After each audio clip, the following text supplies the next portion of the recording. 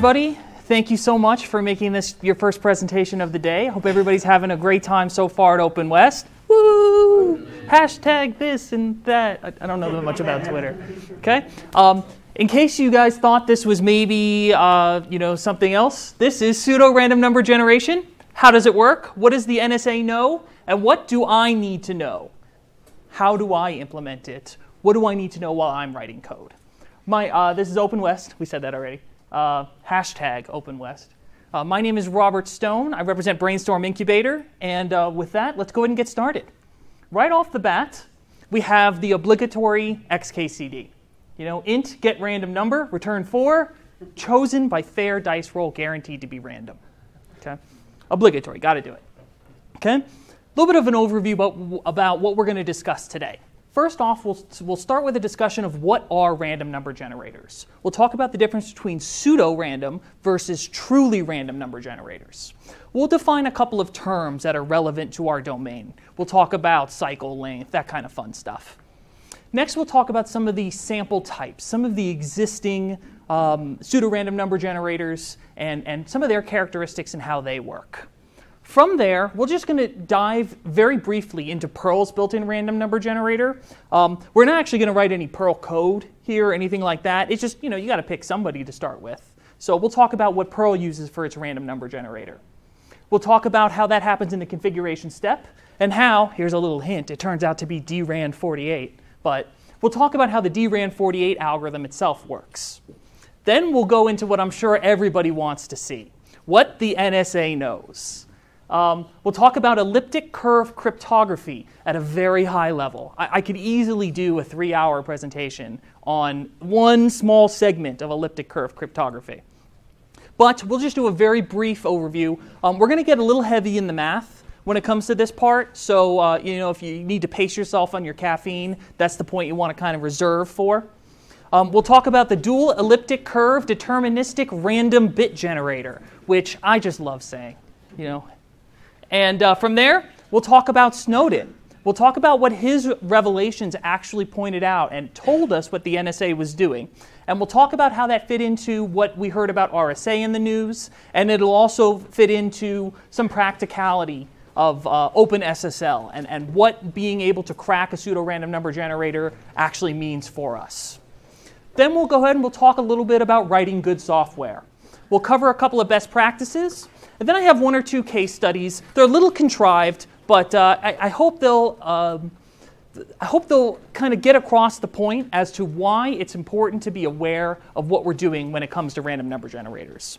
The presentation is a little long. I'm going to do my best to kind of move through certain pieces. There are some questions that are going to be fantastic that I'll have to defer to the end, and I really apologize for that, but just a little bit of fair warning. Okay, so let's talk about first the difference between pseudo versus truly random numbers. Truly random is simply that. It's something that is truly random. And in order to have true randomness, you have to have a source for that true randomness. Computers cannot generate true randomness. Okay, there's some algorithms that try to do it with interrupt timing, and but they're cheating. Okay, true randomness has to come from a relatively limited set of sources. Radioactive decay, Poisson processes, are a very popular source for true randomness. Poisson's another fun word to say. We also have the infamous example of a lava lamp. Okay? There actually are random number generators, and these are open source. You can download them online, where you take a webcam and you point it at a lava lamp, and boom, instant randomness. Okay? When it comes to things like pseudo-randomness, though, we have deterministic random bit generators. We say that they're deterministic because really their results are predetermined. It is an algorithm, and if you knew every piece of data that you had, you could predict what the future is going to be well, maybe not the future, but the future of the random bit generators, what the next pseudo-random numbers are going to be. So the question probably becomes, with all these weaknesses of pseudo-randomness, why bother with it at all? Why not just jump right into it and every single time use a source of true entropy, true randomness? A couple of reasons. First off, speed. Okay? you really can't sample a lava lamp at that high a rate and get a bunch of different randomness from it. It'd be kind of challenging. And could you imagine data centers of lava lamps just so you could have randomness? It's not practical. We also have the concept of non-blocking. And again, just to use the lava lamp example, or even the radioactive decay, you have to wait for an event to occur. That means I'm sitting, waiting, doing nothing while I wait for entropy. This is also the difference between dev-random and dev-u-random, that u is for unblocking. Okay? Next, we have the concept of cost.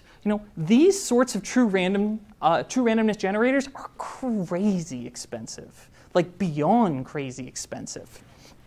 And our last kind of reason is reproducibility.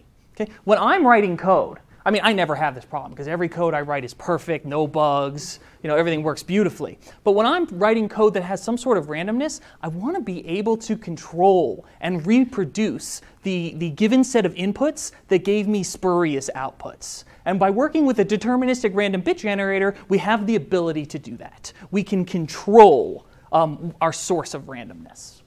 Great. Let's talk about some terms, okay? Some definitions, if you will. We're going to talk first about pseudo-random number generators. It's going to be a recurring theme, hence the title of the talk. First, we have the concept of the algorithm. The algorithm are the mutations, the substitutions, the XORs, basically the operations that are performed. That comprises the algorithm. Next, we have the state.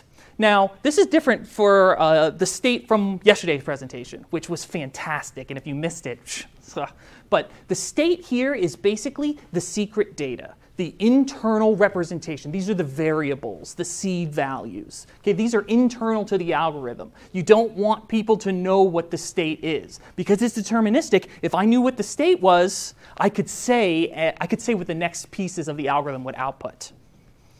Then we have the concept of the seed. The seed's the initial value. Okay? The seed is what kind of kickstarts the algorithm. And by selecting a seed that's different from the seed that my neighbor is selecting, because everybody's neighbors are computer scientists as well, right? By selecting a different seed, I can get a different series of random bits. Next, we have the concept of cycle length. Cycle length is simply how long or how many different random numbers will be generated until the cycle repeats. Okay? It's typically not a problem today. Okay? But, I don't want to say back in my day, because I'm not that old, but back previously when you had much more limited solution spaces, limited memory, things like that, it actually was a concern.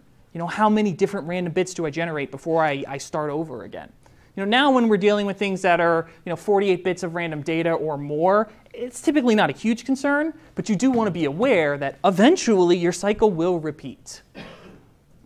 Okay? The next concept we have is distribution. In order for it to be kind of classified as random, you want to see an even mix of different values, a nice distribution, a normal distribution. If it turns out that my random number generator between 1 and 10, it gives me a little bit more, 7, 8, 9, 10, it's a bad random number generator. Okay? Just ask Vegas how much they would love something like that.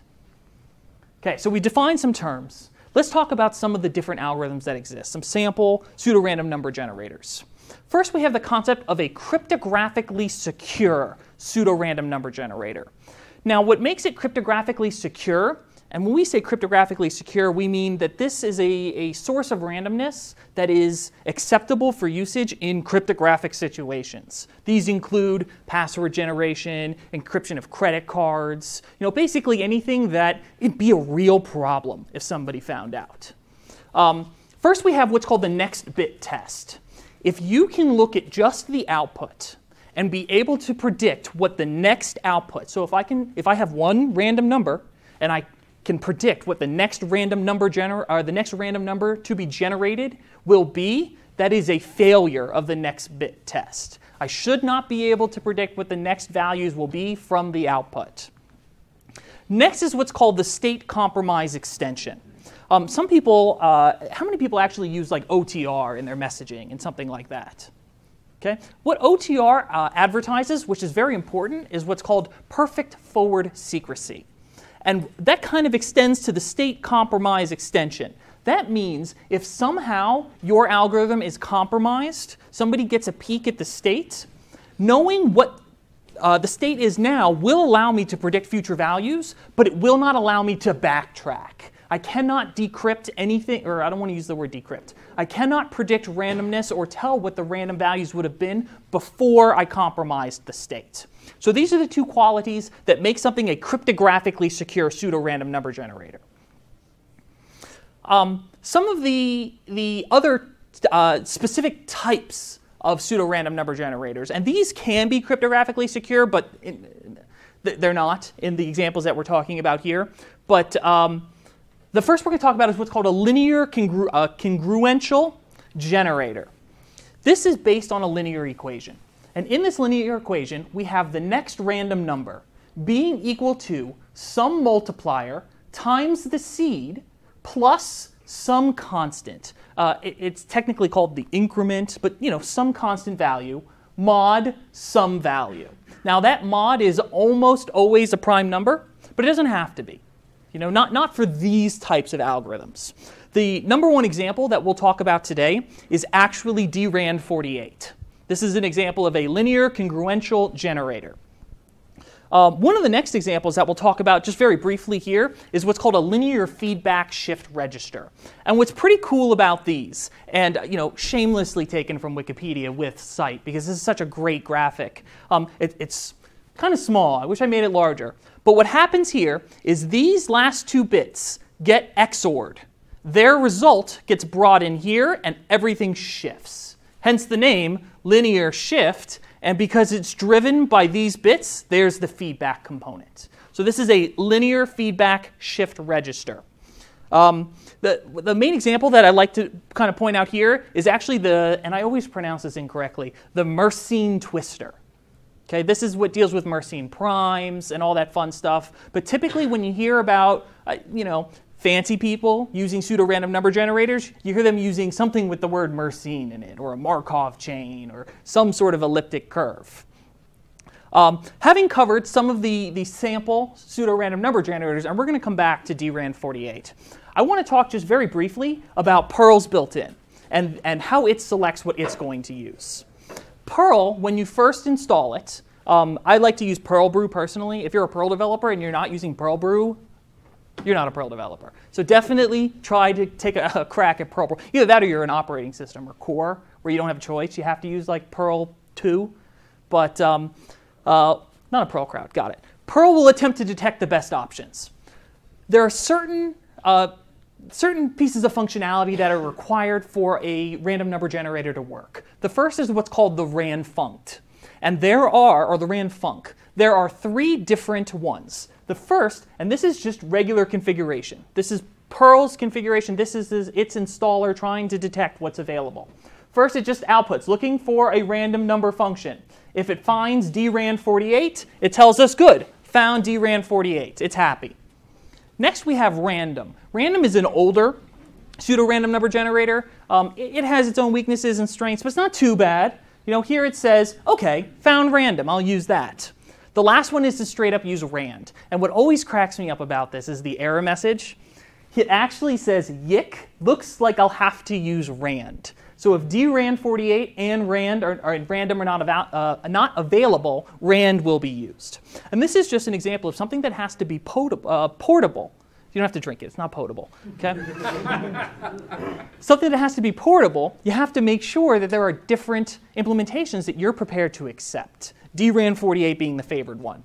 These are the random functions. This is what actually generates the random values. The seed functions are the functions that are used to initialize the state.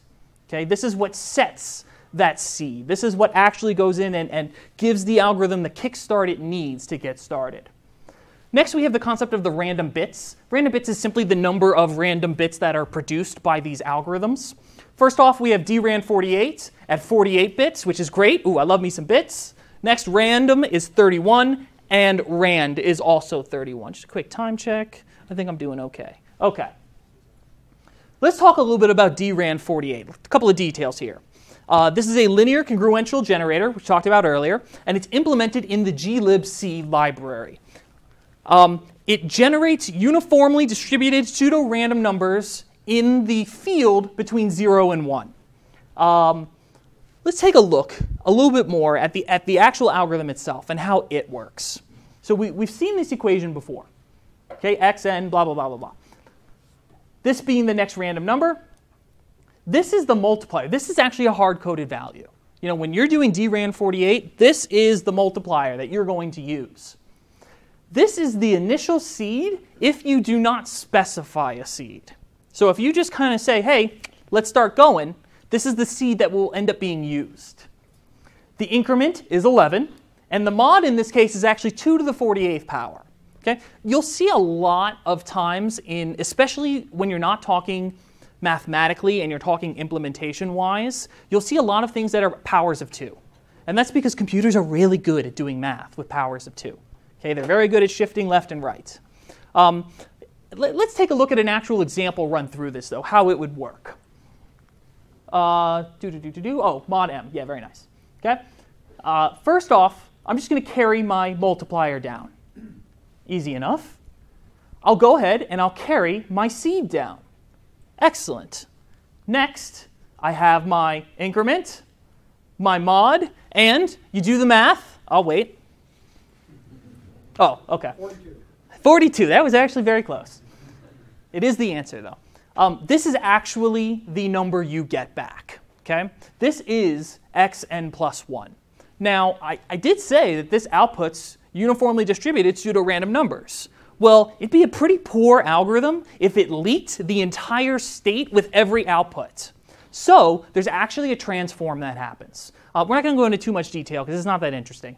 But some bit shifts happen, and then I populate an IEEE float, and that ultimately becomes this value. What I want to really stress here is in this kind of section, we're bit shifting off bits of the randomness so that we are not exposing the state. If I expose the state, it'd be very easy to go from this number and work backwards and figure out what the next value will be. But as you can tell, there's a lot less digits, significant figures, here than there are here. This is not enough data to recreate the state. Let's look, though, at how this actually continues forward.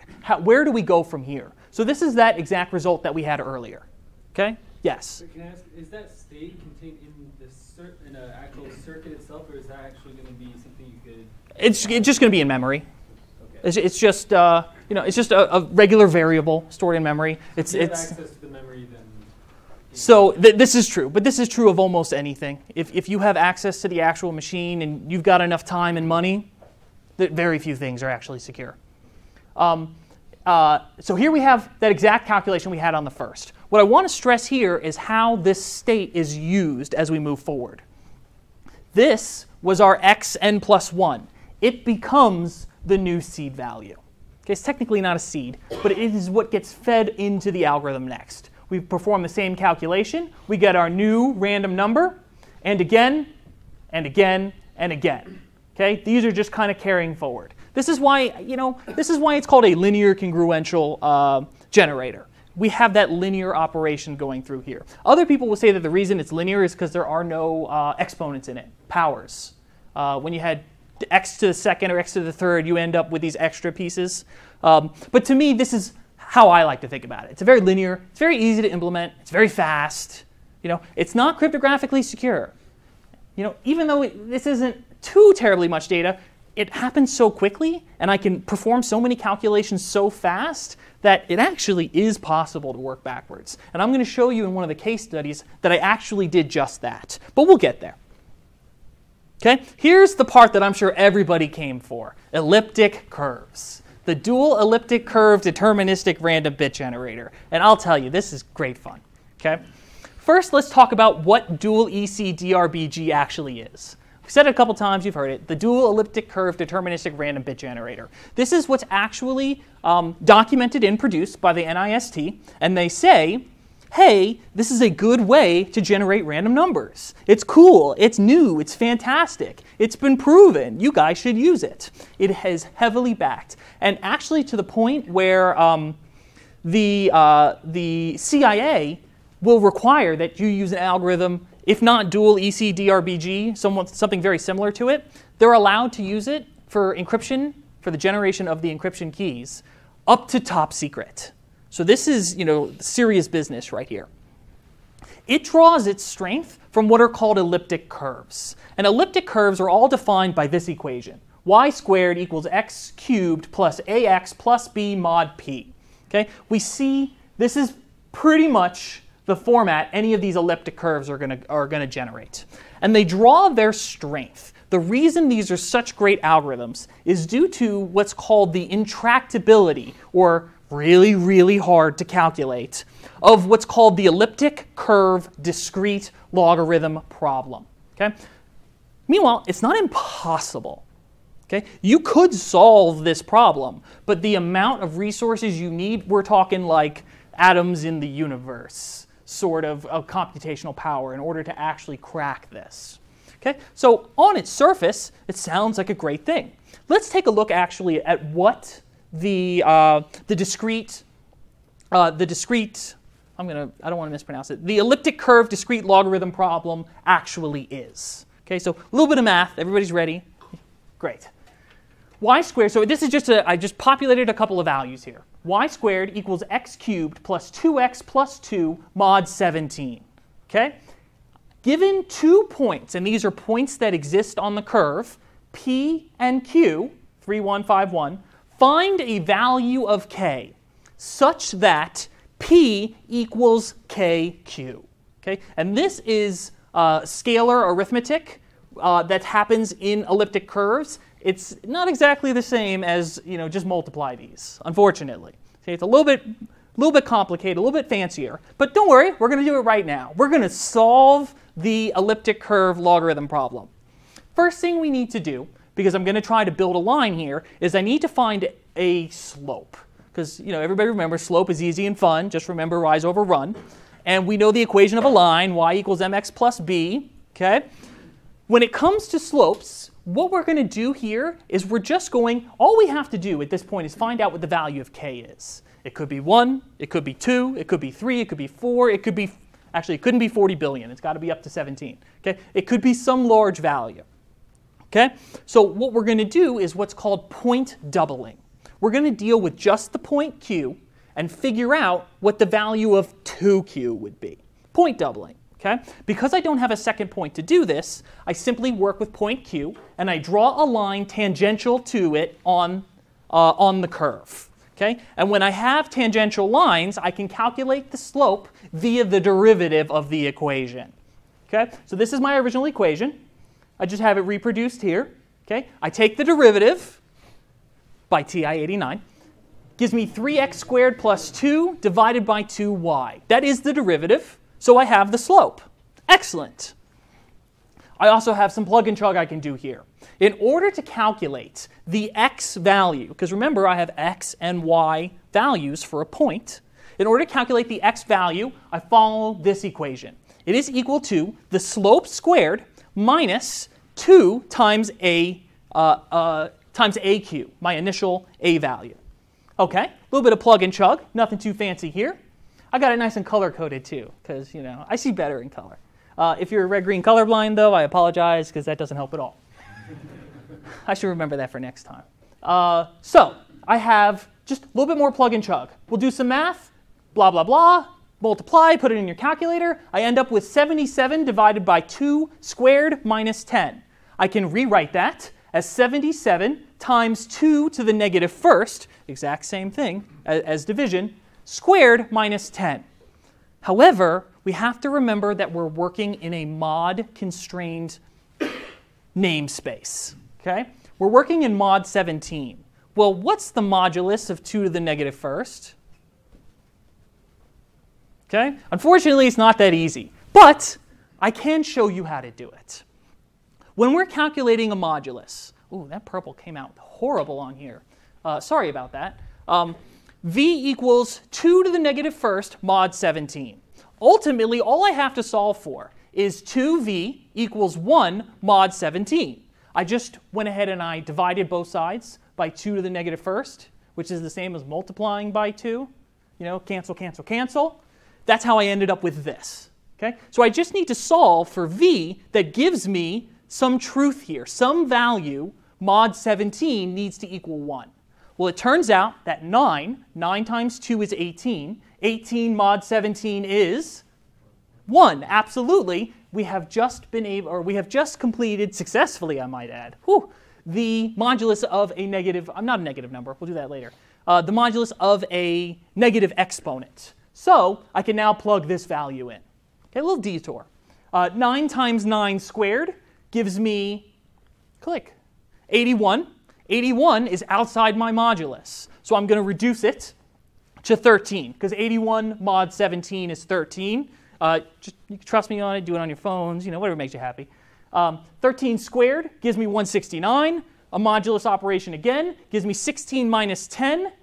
X2q is equal to 6. So I have just calculated the x value of the point doubling of q. Okay? I'm going to have to repeat this process until I actually manage to find p, because I want to know how many times do I have to increment, or basically add, or scalar arithmetic 1, or point double, however you want to refer to it. How many times do I have to do that to find the value of k? We've just found x. Great. Now we can find y. Y has a similar equation. In this case, 2yq is slope times x cubed minus x2 cubed minus, and I'm sorry if I misspoke, it's 2q, not 2 cubed. I don't remember what I actually said there, but it's 2q. It's the x we just calculated, minus yq. In this case, we have 13 times 5 minus 6, math, math, math. Here we are, negative 1. I need to remember that I'm working in the modulus space, and I need to take a modulus of negative 1. I have to bring it back to where I can, I have to bring it back to a space I can work in. Fortunately, actually I can do that multiplication first. It doesn't matter what order you did them in. So when I'm doing this, very similar to what we did before, we have v equals negative 13 mod 17. Ultimately, whenever you're solving for a modulus, you're basically just trying to find the answer to this equation. X equals qc plus r being the remainder, where r is greater than or equal to 0. A little bit more sense when I plug in the values. Here, I have the negative 13. This is equal to my modulus, 17, times, I'm going to start with negative 1. I don't know if negative 1 is going to be enough. I might still end up with a remainder that's negative. Excuse me. But I'm going to start with it. So I have negative 1 times 17, which gives me negative 17. I'm just going to subtract negative 17. So I'm going to add 17 to both sides. Okay? 17 minus 13 will give me my value of r. In this case, r is 4. So I'm fine. R is positive. The modulus or mod 17 of negative 13 does work out to be 4. If I was working with a larger value, I would have to repeat this process with negative 2, negative 3, negative 4 until I found a value that actually did give me a positive remainder. How am I doing on time? Okay. Yeah, great. Okay, so I can continue on, 4 minus 1. This gives me my value of y. So this was my initial my initial q, 5, 1. Here's what we just calculated. 6 and 3, that's my 2q. Okay, I need to repeat this process until I get p. If we did the math, trust me, okay, 10, 6, 4q gives me 3, 1. I just want to take a quick second and thank Robert Pierce. He has a presentation on YouTube. I know how to do this math, but it makes me really nervous doing a presentation on it. So I shamelessly stole from him his actual answers in his presentation to just what these values of q were to check my work. So special thanks to him. If he's watching this, I feel the love. Okay? But we now have 4q. We have calculated it, which tells me that the value of k, the relationship between p and q, is 4. This is the discrete logarithm problem. If we know this relationship, if we know this value, that allows us to kind of get past one of the greatest hurdles. This was a lot of intro math we had to do, okay, in order to figure out how it actually applies to the algorithm itself. So now let's look at the actual dual elliptic curve deterministic random bit generator implementation. Okay? This is how it works. It starts out with the seed, just like all of our cryptographic algorithms. It starts off with a seed. The seed can get optionally XORed with additional input. And I don't know about you guys, but when my product owner tells me that something is optional, that means I don't do it. So very few people actually will include additional input. But you can, there's support for it. This is the state for all intents and purposes. This is the secret values. Okay? In here, we have t, and sometimes the variables in these things are terrible. T's and Q's and S's, but t is, for all intents and purposes, our secret value that we don't want anybody to know. We go through a first version of what we just did, okay? That scalar arithmetic. Now, in the real world, you don't implement scalar arithmetic as naively as we just did, where you went 1, then 2, then 3, then 4. There are better methods. There are methods such as, oh my, they're on my notes on the next slide. But there are methods such as I think it's windowed. I'll look on the next slide in a second. But it's group and multiply or add and multiply. There are better ways to do it, and I'll tell you in a slide. I promise. Okay.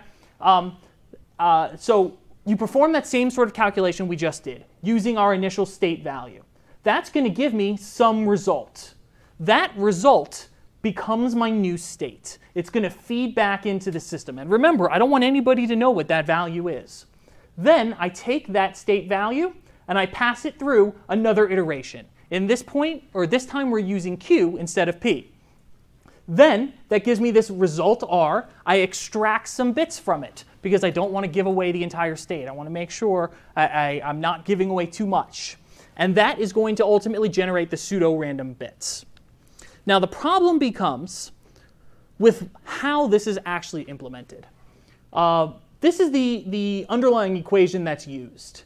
And these are the values. These are points on the curve that the NIST has given us as non-mathematicians to use. Okay? Because I don't know points on the curve, and I don't know the math behind that. So they were nice enough. They said, hey, no problem. We understand. It's pretty heady math. We will give you these values to use. We'll tell you, use this prime number for P. I don't even know how I would figure out if this was a prime number, let alone come up with my own like this. So they give me the prime number. Then they give me the value of B, and they give me the points P and Q. Just like we had our own P's and Q's that we made up a little earlier, this is the same thing. These are P's and Q's expressed in hexadecimal. These are points that exist on the curve. So let's dive into just at a high level, some of the math that's happening here. We have S1, that's going to be this S right here, is going to be equal to this X means just take the X coordinate. I don't care about the Y coordinates. So that's all this X means. And this phi, which we're actually going to not reference here because it's not terribly important, but it basically says map my bunch of bits into a number that I can use, so my math is easier. We have our S1. This is the result of my initial seed times P, and that's not just regular times P, that's the scalar arithmetic we were doing earlier. Then we have our value R, which comes out of S1 times Q, very nice, to give me my output bits. And the output bits are the least significant bytes. I think that should have been bits. Least significant bits, 30 of them. So sorry about that. No matter how many times you read through it and tweak it, you always sneak something like that in there. Sorry. Let's just repeat the process one more time. S2, which is going to be the value that comes through the second time, because I'm going to use S1 to come through here, and S2 will be the output that happens after the second round, is equal to S1 times P. Same stuff. We've done this before. Same result for R, same result for O. Excellent. Now, let's start to work backwards for a second here. And this is the part that's a little scary.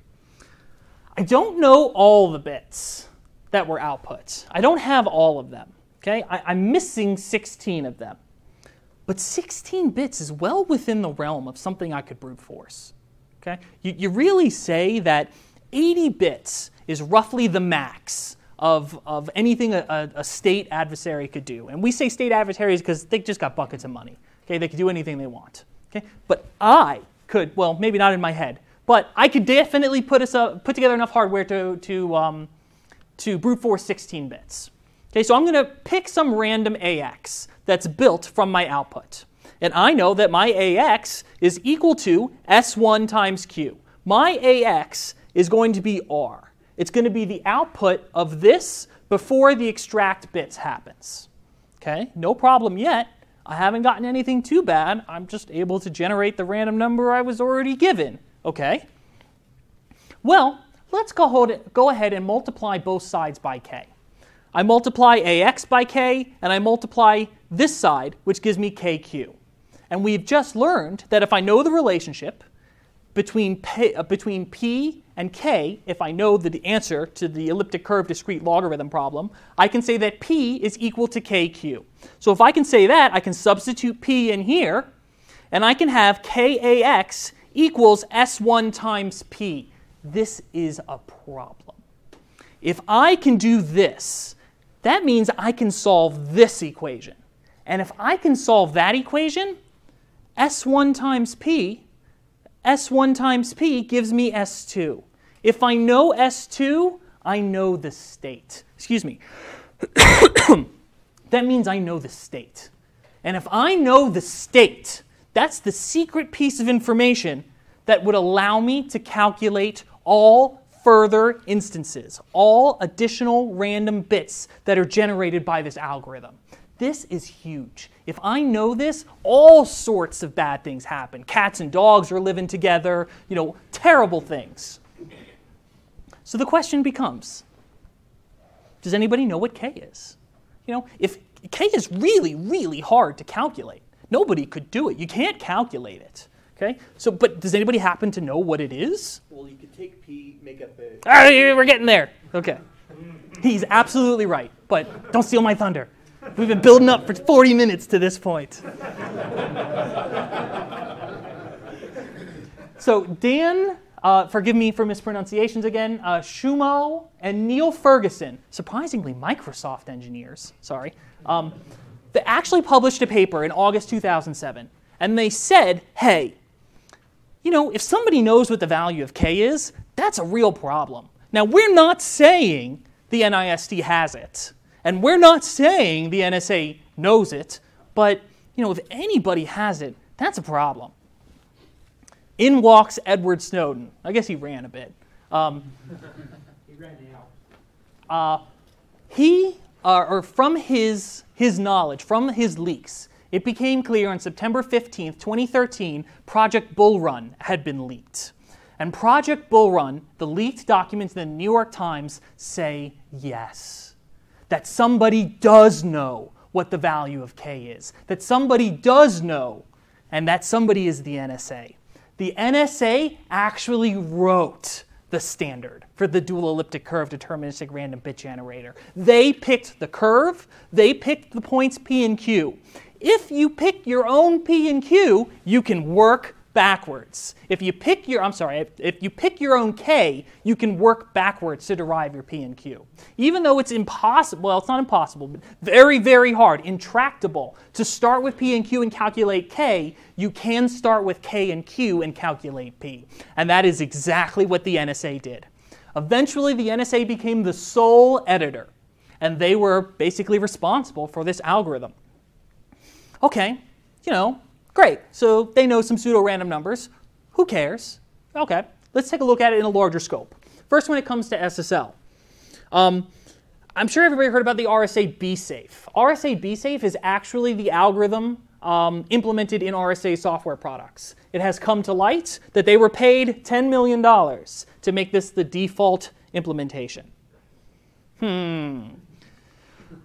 OpenSSL does also implement the dual-elliptic curve deterministic random bit generator. Fortunately, it's not default, and even better, as the best and most convenient bug of all time, it never actually worked due to a one-line bug. So anybody using OpenSSL was safe. You didn't have this problem. The reason this is such a concern, and this kind of deals into how SSL works, you're pre-sharing a nonce. And if I can predict what future nonces can be from my given nonce, I can decrypt your SSL sessions without needing your private cert. Okay? That's why this is such a big problem. Let's talk a little bit, just real quick, some best practices. First off, you want to know when you're writing code, and now we're going to focus, we talked about the algorithm, we talked about the math behind it, we talked about the oh no, bad government, okay? The oh no, bad government. Now we want to talk about what we can do as developers, okay? How we can protect our data. First, you have to make sure you know your purposes and your goals. First off, do I really need a cryptographically secure random number generator? Okay? To answer this, you need to know what's at risk. If you're generating random numbers so that somebody who swings his, D12 plus 6 battle axe with enchantment of undering on it, what its hit is going to be, you probably don't need a cryptographically secure. Okay? Oh no, you can predict how much damage you're going to do with the next swipe. Okay? However, if you're transmitting credit cards, or if you're Las Vegas or online gambling, then yes, you absolutely must have a cryptographically secure pseudo-random number generator. Even better would be to use true randomness, because you could afford it. But for most purposes, you don't actually need a cryptographically secure generator. Next, you want to know your configuration. Okay? I cannot stress this single point enough. If you learn nothing else in this entire presentation, and as I may be so bold, at all of Openwest, please do not seed SRAND using time. Everybody loves to do this. Okay? Let me tell you why this is a terrible idea. Okay? I just went ahead and I just generated 10 random numbers using this as a seed. Okay? And I'm using DRAND48 in this case. Okay? From there, I wrote a quick little program. This is in C. It's not super optimized or anything like that. Also, I'll give you guys a link later, and I will put the slides online. You can download all this source code, so you can have a good time, parties. I went ahead and I fed in these initial values to my predict given input. And I was able to predict what the next values would be using only the output bits. Okay? Now, to do this, I did have one monster box. I want to say it was 32 cores. It got a bunch of RAM, but nobody cares about RAM when you're doing this kind of stuff. And even on that box, it did take me 1.99 days. Okay? But 1.99 days is not that long. If I had more computers, I could have cracked that faster. Okay? By seeding it, by using the time, it's relatively easy. I don't want to say easy, but it's relatively straightforward to perform the calculations that are necessary to predict what the output's going to be. In a closer to a real-world example, though, I'll present a potential use case of where this could, where seeding with time is such a problem. I actually used to work for a company by the name of HostGator. They're acquired by Endurance. They're a great company to work for. So if you're looking for a job, hey, hit them up. But I like to always make fun of GoDaddy when I do it. So I have GoMommy is my example company here. Now GoMommy is very responsible. So they reboot their servers weekly so that they can apply patches. Excellent. Okay? They also like to give people impossible to remember auto-incrementing IDs for their usernames. Also good. And they also generate new account passwords for them so that they know it's secure. And a lot of us do this. We'll generate a user's first password so we know that they're not typing in password. Okay? These are all things that they really did. Okay? Not to say that this would actually work, but in theory. Let's say an attacker signs up. And that attacker, I don't want to be obvious, so let's call her Panicadatric.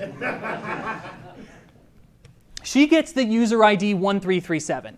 And she gets this really strong password. Fantastic. Okay?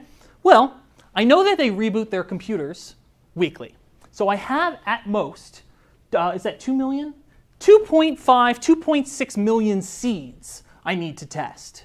Okay? Because if I know what their seed value is, and I have a sample output, I can predict what further outputs are going to be. I wrote a program in Perl.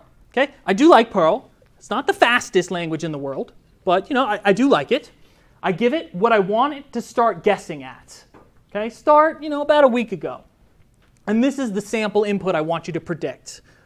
Given that, I was able to find what the next 5 passwords would have been. Okay? And in only 38 minutes, running in a single thread.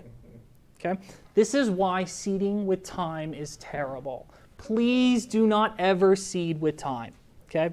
That's actually not a bad place to use something that is a blocking operation for your initial seed, so that you can have a nice, strong, good seed. In reality, this likely attack would not work because I don't know what other things are going to cause generation of randomness. There's no guarantee that I'm going to get the exact same thread that user got. But it does kind of make you think about the things that are possible. And the attackers, they don't have deadlines. They can sit and they can hack on it all day and forever. And they love doing it. I love doing it. I mean, no. So, we learned that we don't want to seed SRAN with time. In addition to don't seed with time, don't call SRAN multiple times. Okay? You're not introducing additional entropy by seeding it with time again and again and again. All you're doing is resetting what the seed is. I struggled to come up with an exception to this rule on why it would be okay to seed multiple times. The only thing I could think of was if you had a source of true randomness that was really fast and you wanted to keep reseeding it. But even then, I can't think of why you would want to do this. I would pick another algorithm. Next, I want to say that you need to know existing implementations. You need to find the right tool for the right job. And you need to understand the strengths and weaknesses that each of these algorithms have. One point to stress here is what's a strength or a weakness for a developer is not necessarily a security strength or weakness. The best example I have for this is runtime.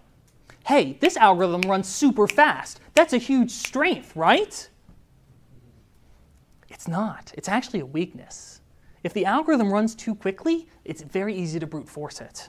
Okay? So you have to make sure you're thinking from all aspects. But again, if the only thing you take home with you is don't seed SRAN with time, I will have been a success.